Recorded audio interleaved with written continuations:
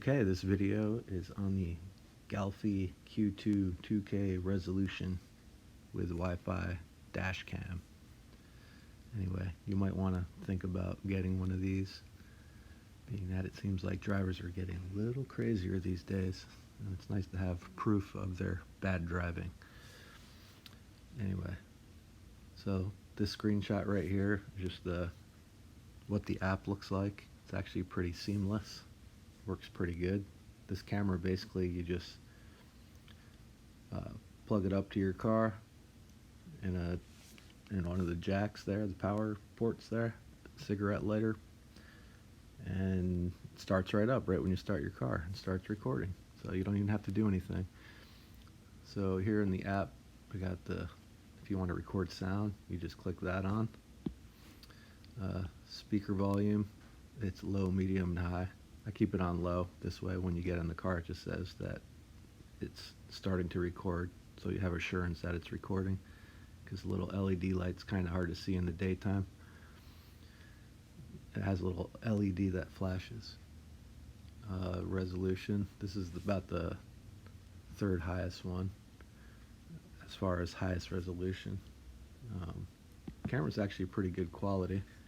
I think you can see a license plate when you're within about 20 feet of it, and then you could, when you download the video, you could see it better if you had any issues, but normally you're not doing anything as far as reviewing the video, or you shouldn't have to unless something happened like an accident.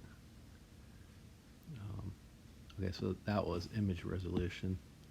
This one right here is video resolution. It goes up to 2K, so it's actually pretty good quality. My camera has a 64 gigabyte storage in it, so it requires an SD card, and it can go up to 128 gigabytes, but you don't need to have that, because the actual 64 gigabyte is just fine. So if you have one of those laying around your house like most people do, you can just use that. Here's the loop recording options. I think it's like 1 minute, 2 minutes, 3 minutes, 4 minutes. Anyway, you'll be able to see when you click on it. But anyway, I selected 2 minutes. That's just personal preference.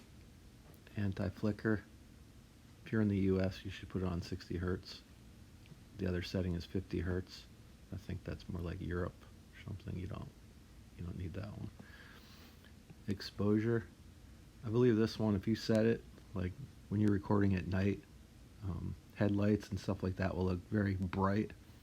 So I knocked down the exposure compensation there, and that makes it so it's not quite so bright. Now you could play around with that setting to find what works best for you. Collision sensing. So this one has either low, medium, or high. I had mine on high before, and basically when you hit speed bumps, it would lock the recording of the video, kind of thinking you got in an accident. But you can just set this to low, and then it won't capture the video or save the video or lock it when you hit a speed bump. More if you have a big jarring, then it will. So it's less annoying when you put it on that. This thing just connects up to Wi-Fi, so basically you turn on the camera, and you don't have to use the power cord that came with it, as long as you have the right cord and you just hook it up to like a phone cable and you have the right connection for this. You'll see this come up, and you just connect it to the Wi-Fi, called that. You punch in the password that they tell you, and then you can open up, you can see the camera, it'll connect in the app, and you can see your video and it'll show that it's recording. Okay, and this is just the lower part of the app settings. You can see here you got your firmware version.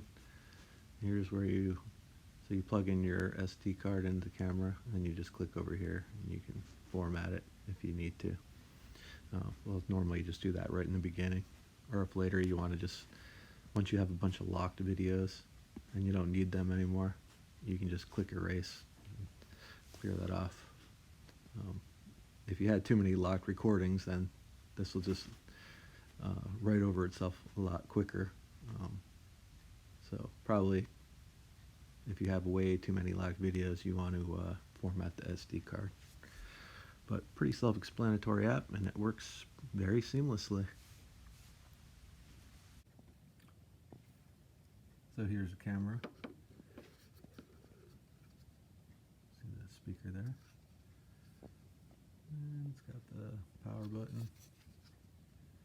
And it's got your SD card and your power port there. So basically you just install the little sticky pad on your car, and then this slides right into it. It's very easy. This goes just like that. And you can adjust it this way. So you're looking at the road right. Very easy camera to use. So overall, I'm pretty impressed with this thing, and it was about $52 on Amazon. I think there was a 20% off. Anyway, not bad at all. Pretty impressed.